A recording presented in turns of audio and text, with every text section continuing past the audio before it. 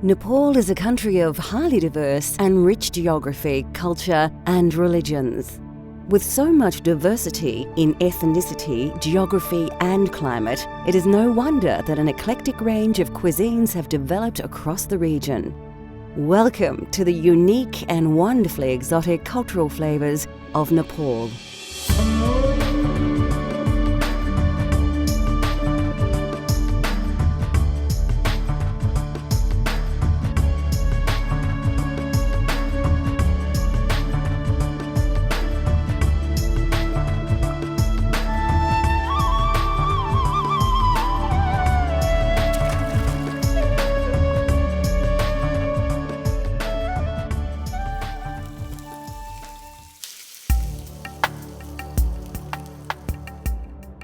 Nepal is bordered by China to the north and India to the south. The mountainous north has 8 of the world's 10 largest mountains, while the fertile and humid soil is heavily populated with peoples of various castes and ethnic backgrounds. Even the climate has as much as 5 seasons in any year.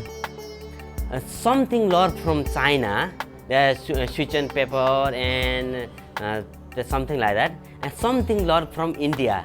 We got garam masala, garlic, and something is flavored on Nepalese flavor. Mustard and fenugreek seed. Long time our generation, Nepalese generation, they long time use fresh garlic, fresh mustard oil. They Nepalese on spice on recipe, something like that. Yeah. And it is no surprise that Nepalese people have taken many influences from their larger neighbours.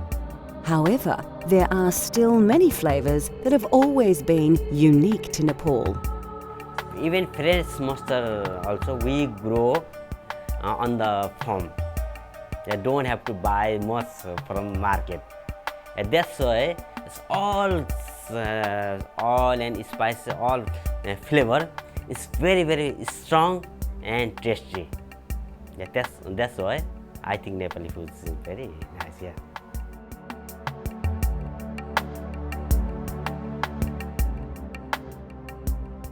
Momo kukura are dumplings made with chicken, and they are an extremely popular snack food in Nepal. Some people eat or use for lunch, some people even dinner, and most of people use for snacks. Easy to eat, just buy. And over there, give more than 10 pieces, either 12 pieces, some restaurant, even 15 pieces. Quite very fresh and quite big pieces and big straw. That's why people just walking around, they buy and eat. Something fun. Yeah, that's why. Yeah.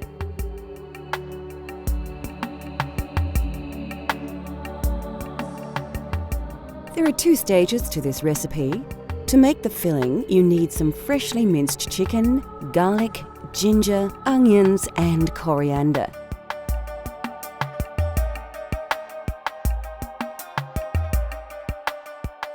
You'll also need a range of ground spices to give your momo their distinctive flavour.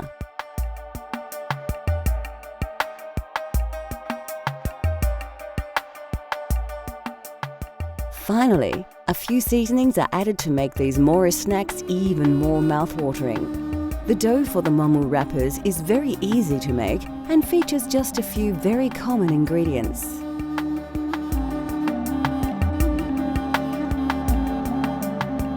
First, we need to prepare the filling.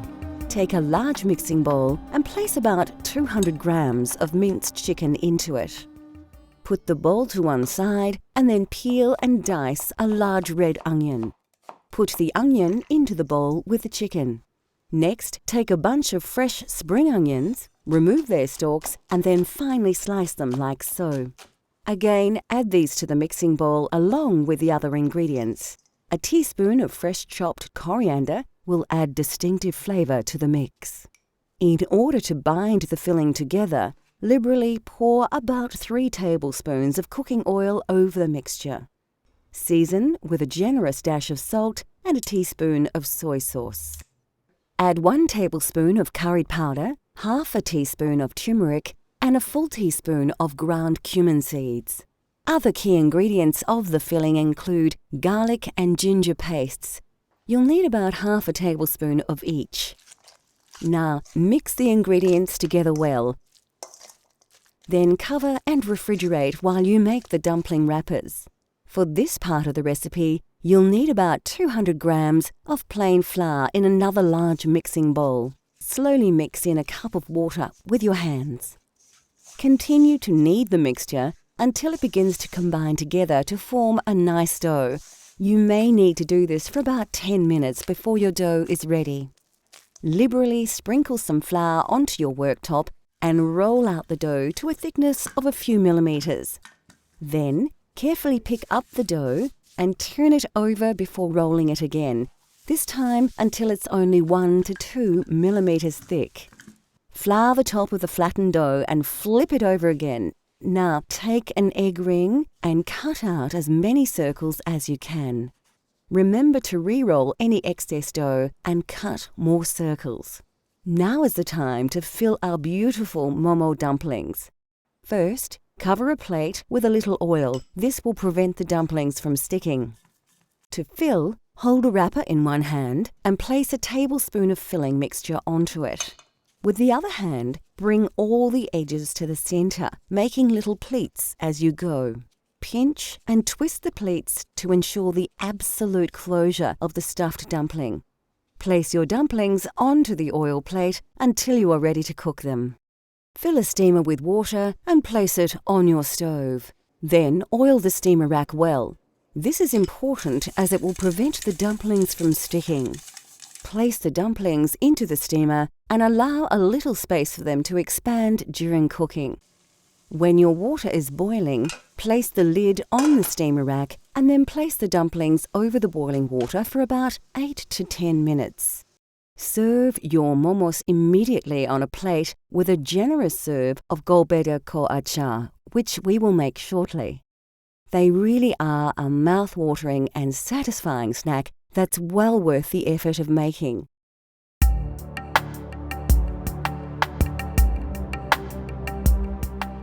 Nepalese cuisine is famous for achar, a vegetable or fruit pickle made from lemon juice, salt, and numerous spices.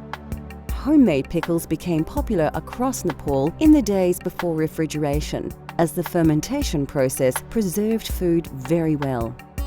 There is thousands of variety of achar because different culture, different religion, different weather. And hillside, Himalayan side, they like to eat quite hot and flavored because they are very cold. And there's another side, not too cold, different religion, different people. And also, achar is one good for thing. In countryside, even countryside, don't have refrigerator, fridge. In city side, like 20 years, 50 years ago, they don't have fridge, anything. That's why they put some spice and then keep 2-3 days, doesn't go off. That's why they started from that achar is spicy. Now everyone used to eat, used to like. That's why more popular.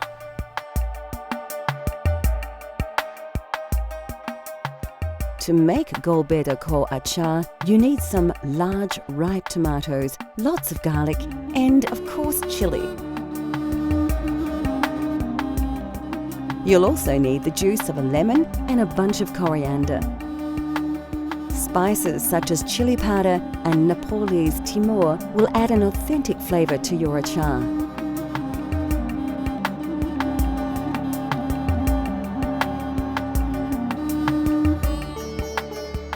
The first thing you'll need to do is slice a number of fine, ripe tomatoes in half and put them aside for later. You'll need to slice about 4 tomatoes in total. Next, take a small bunch of washed coriander and finely chop the leaves. Place the herbs into a small bowl. Pick up a long green chili, remove its stalk, and then chop it into sections of about 1 centimetre. Add the chili, including the seeds, to another bowl. Now grab about 4 or 5 peeled cloves of garlic and roughly chop them into pieces. Place to one side. Now you are ready to start the cooking process. Heat a frying pan with some oil to a moderate heat and add the tomato halves one by one.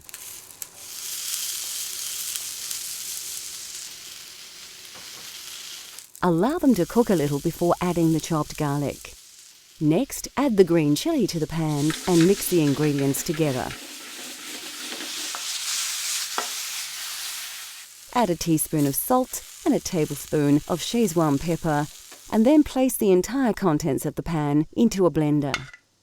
Now add the chopped coriander and 2 tablespoons of lemon juice and blend until the ingredients reach a fine liquid consistency.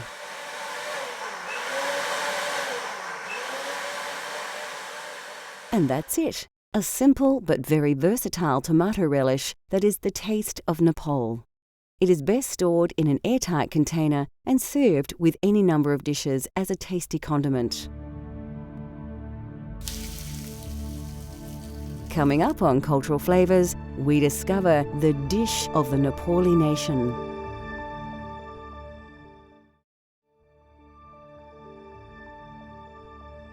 In Nepal, it is customary to serve meals on a platter, combining several meat and vegetable dishes, boiled rice, and a variety of condiments.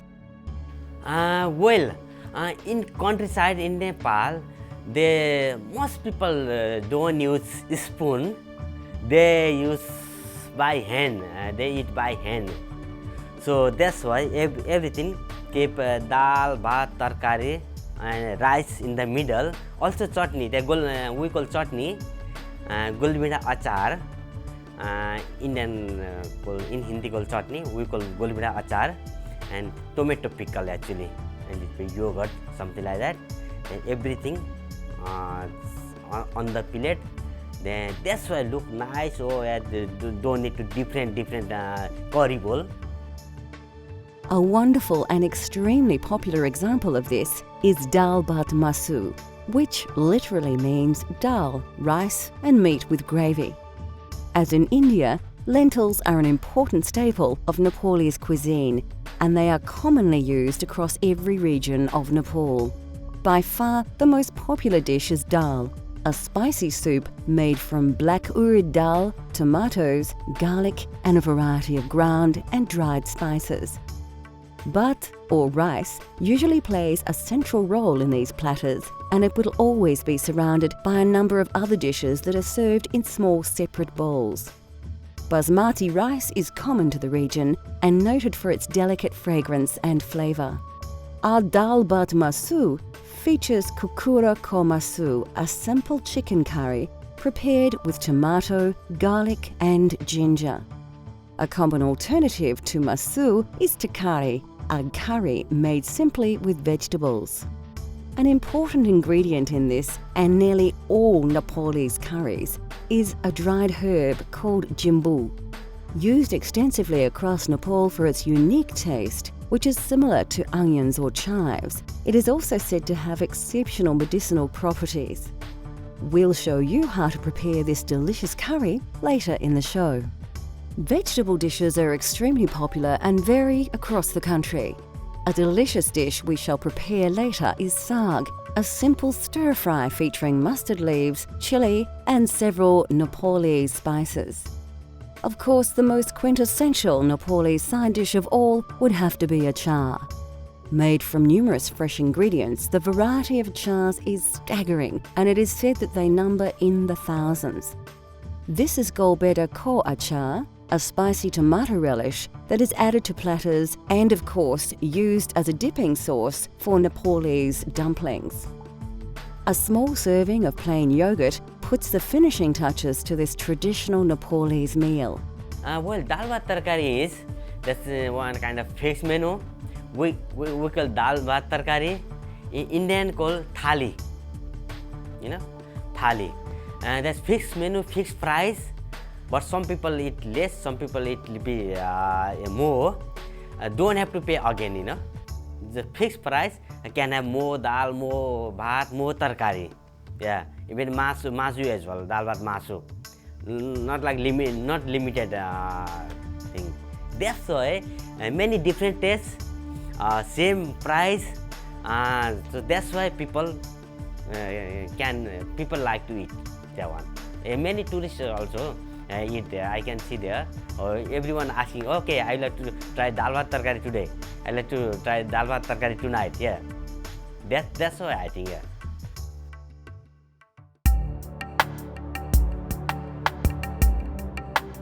Kokuro Komasu is a simple, slightly salty and lightly spiced Nepali curry made with tender pieces of chicken.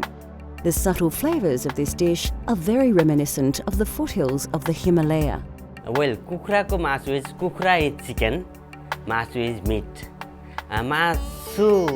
Meat is masu is everything, beef, pork, chicken, beef, everything. But most of people don't eat beef. Nepali people don't eat meat. That's why different religion, also different flavor, different spices. That's why people make and people eat different. Even in Kathmandu, Nepali people, they make meat achar, meat pickle. Nepali people, everything, even they pray or something, they must have meat item. Many things, you know.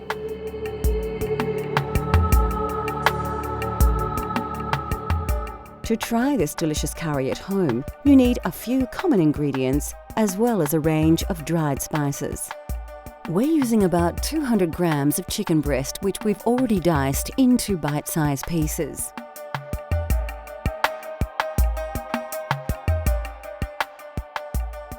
All of these spices should be available from your local supermarket, including Szechuan pepper, which has a slightly lemony flavour and is native to China. Of course, we're using mustard oil to give a truly authentic Nepali taste.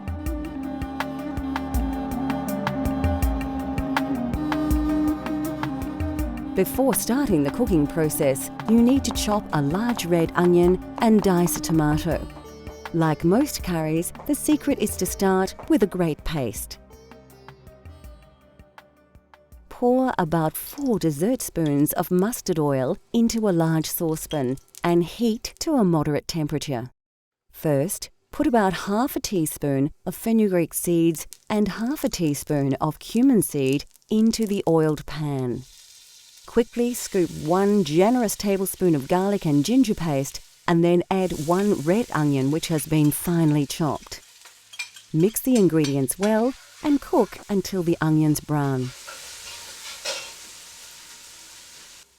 Take a good pinch of jimbu and a tablespoon of turmeric powder and add to the paste. To add a little liquid, add some chopped tomato. About 1 will do. Now for a few ground spices. You need to add a teaspoon of curry and chili powders, a generous tablespoon of crushed cumin seeds, and some ground Szechuan pepper. Finally, season with a large pinch of salt and then stir the paste very well, allowing the spices to release their exotic aroma. After about 3 or 4 minutes, your paste is ready and you can cook your chicken.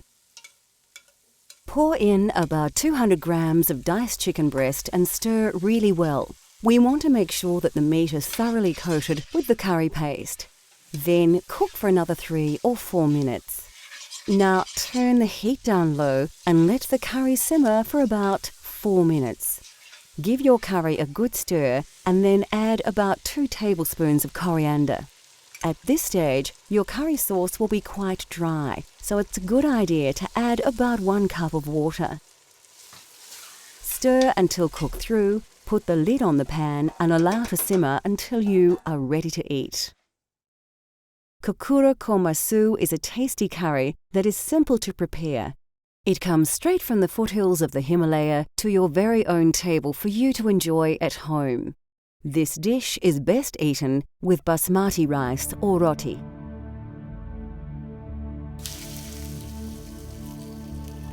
Next on Cultural Flavours, a tasty leafy dish that truly tastes of Nepal.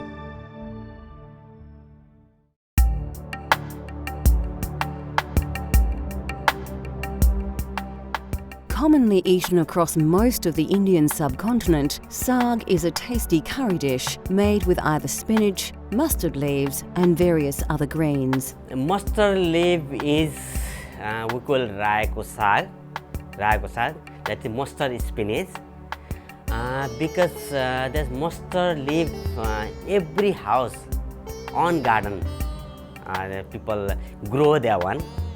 That's why I think it's very tasty, and you don't have to buy to another spinach. So that's why people cooked it. They're very tasty, very soft, very crunchy, and flavored.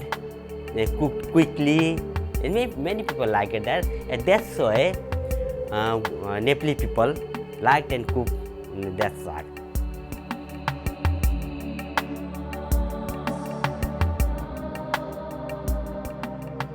Today we will prepare an authentic Nepalese saag using fresh mustard leaves.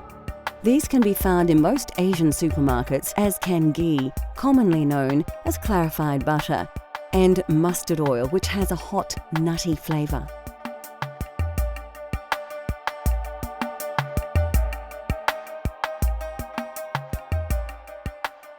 Alternatively, you could swap these ingredients for other more common ones such as spinach, butter and vegetable oil if you wish.